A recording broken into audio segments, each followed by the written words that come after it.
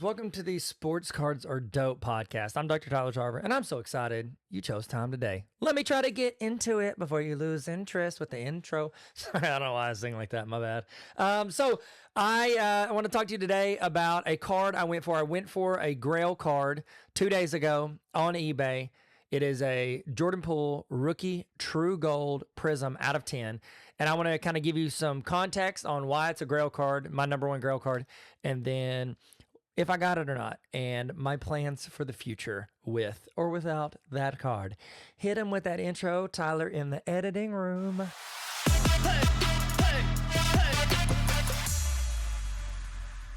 All right, so for context, when I first got into sports cards, because people ask me all the time, why do you love Jordan Poole so much? I was speaking at Future Business Leaders of America regional conference, and in it, like in the process, I'm talking about being a creator, and I talk about like my education stuff, but then I also talk about like things I'm into, my hobbies, and getting into sports cards, and kind of the opportunities that's led to.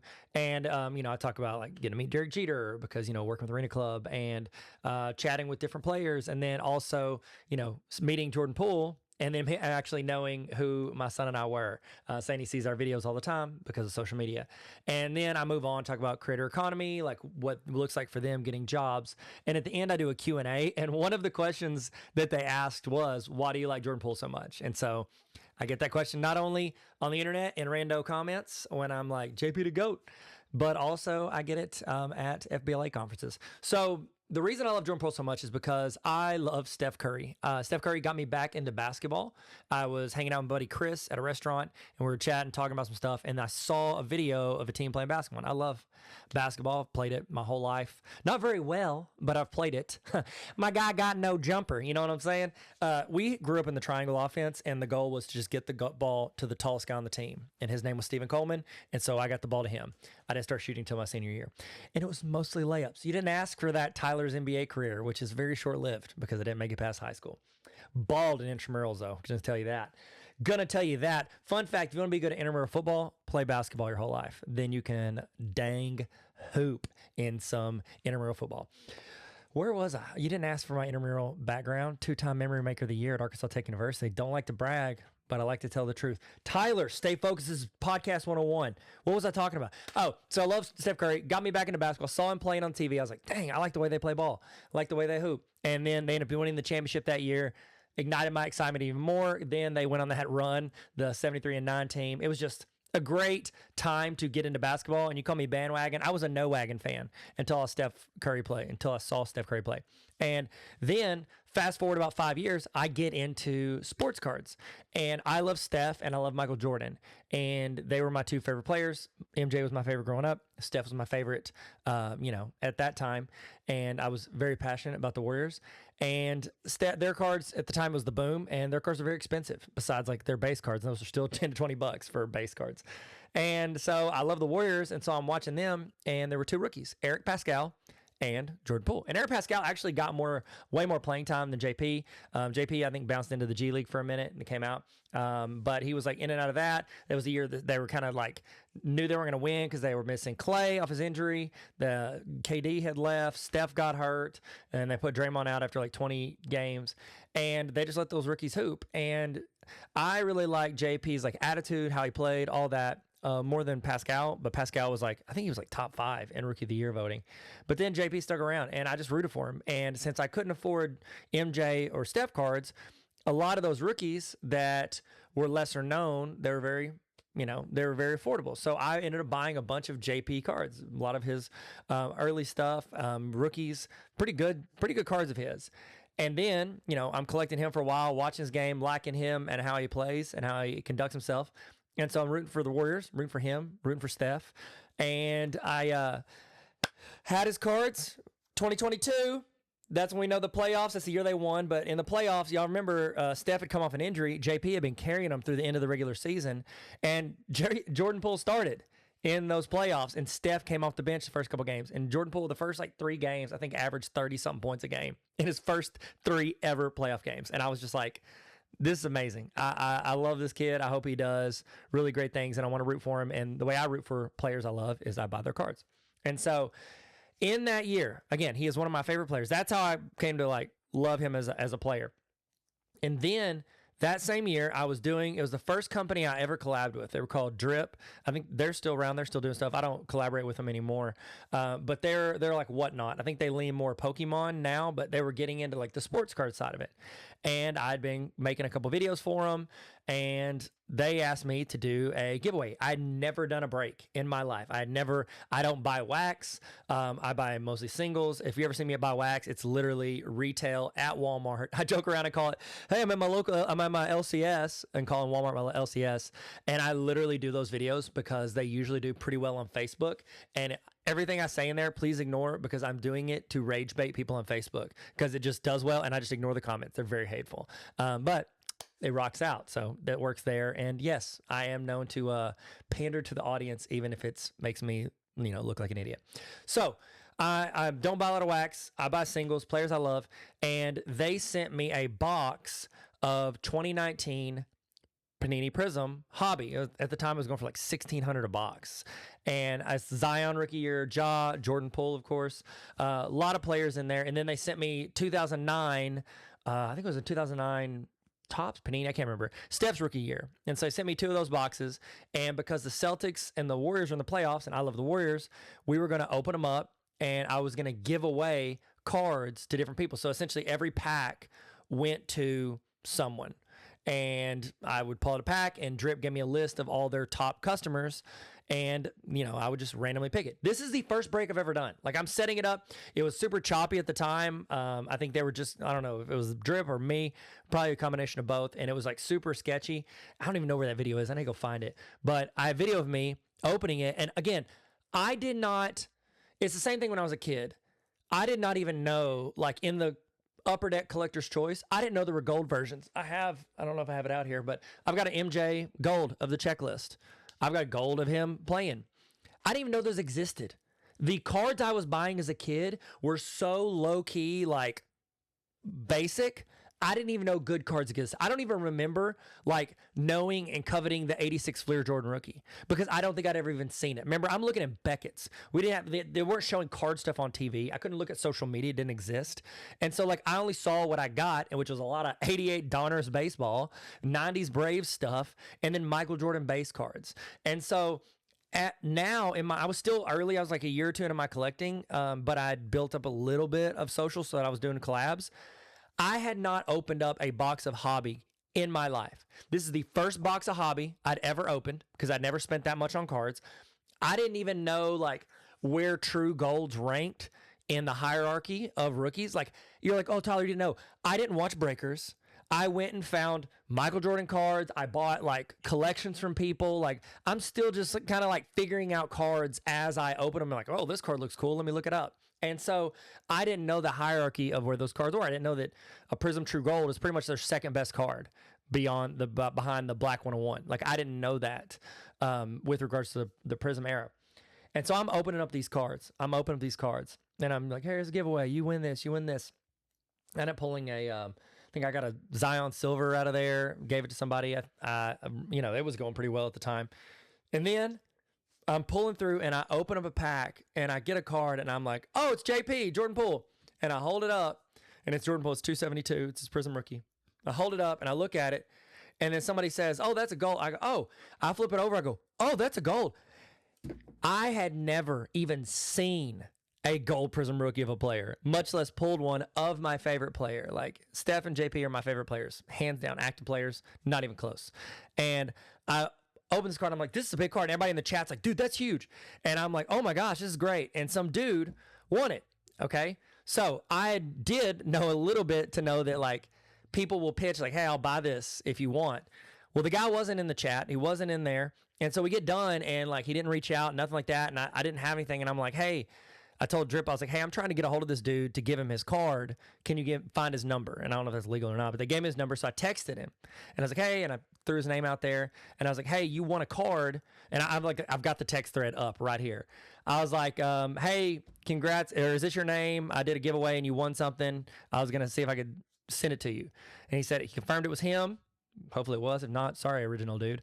And I just told him I won the Jordan Poole gold. I was like, hey, I pulled this. You won this Jordan Poole True Gold out of 10.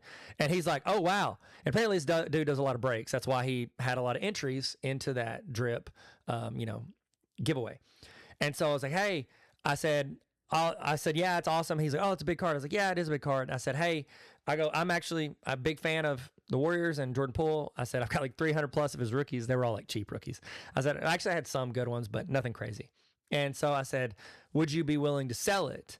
And he's like, which break? I was like, well, it's actually my first break ever. I didn't sell him his first hobby box, but he's like, this is a sick giveaway. Thank you. And I was like, of course. And I'm like literally reading the text right now.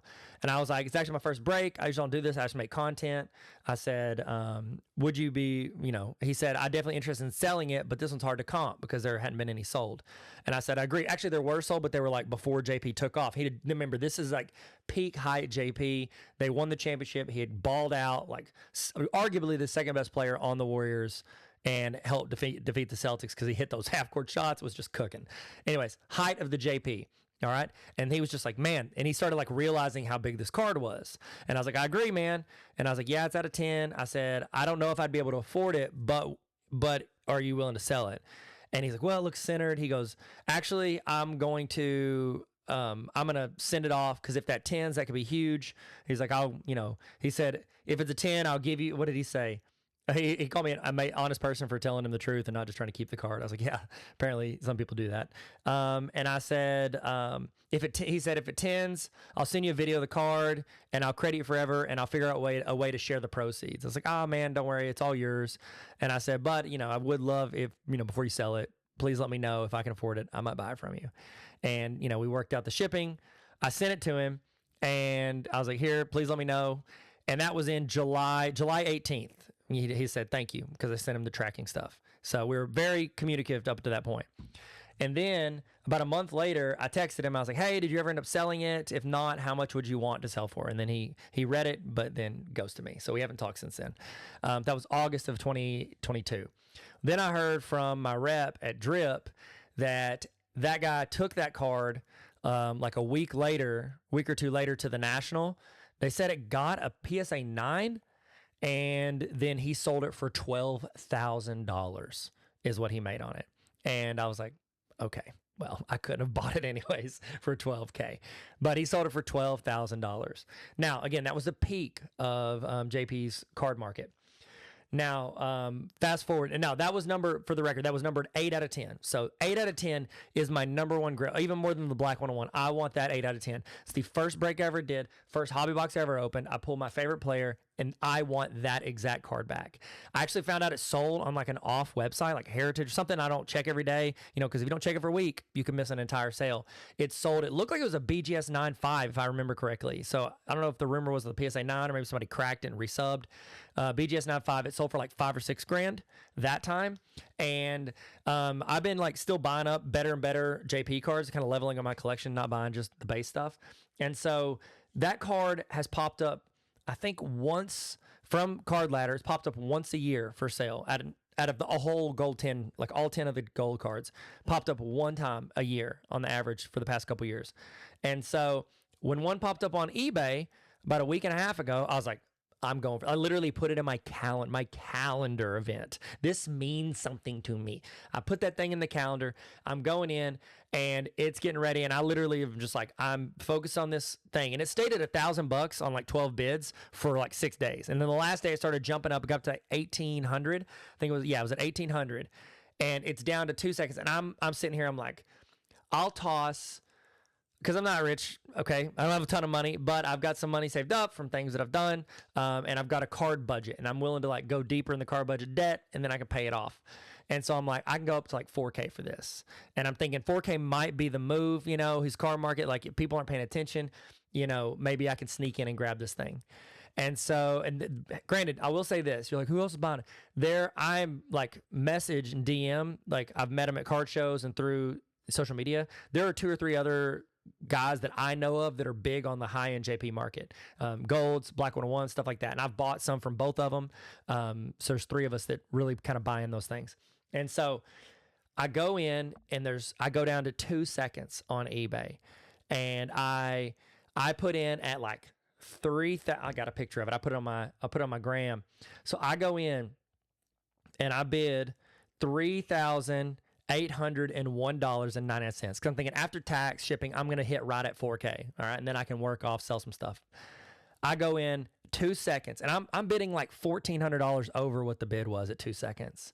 Goes in, does the thing, sits there, does the thinking, does the little Google. We're trying to figure out the winner. I ended up losing, and I know I was second place because the winner was exactly $50 more than me. And you know how eBay like jumps up, and as the price goes up, it jumps up automatic. Somebody went in and bid, I guess they were willing to pay more, and it was exactly like $3,851.99, which is exactly $50 more than what I bid. So I know I was second. So I waited around. I was hoping like, oh, they canceled. You were the, because I've seen that happen before where they're like, you were in the next bid. Somebody backed out, blah, blah, blah. I ended up losing my bid on it. Now, granted, this wasn't the exact one I pulled, and I called it a placeholder. I would have wanted both, and then I would have just given Jordan his other one. But this was numbered 5 out of 10. I remember mine's 8 out of 10. And infinity, if you turn the 8 sideways, I don't know why I said that. I used to teach math. Doesn't excuse me saying something dumb. And so I'm sitting there, and I'm like, and afterwards I get done. And it's kind of, it's like when you go for a big card, it's like after it's over, whether you win or lose, you get the real feelings of how you feel. And for a second I felt relief. I'm like, okay, well, I'd have to pay $4,000 for a card. But then also it's like I feel this like wave of like, oh man, how long do I have to wait till I see another one? And again, I was going to go for one and buy it, I was going to go to every table at the National and try to do it. And then my boss called me and he needed me to do a conference thing. And I was like, I couldn't go to the National. And so I'm like, I couldn't look for it there, which is the best chance I have to find it. And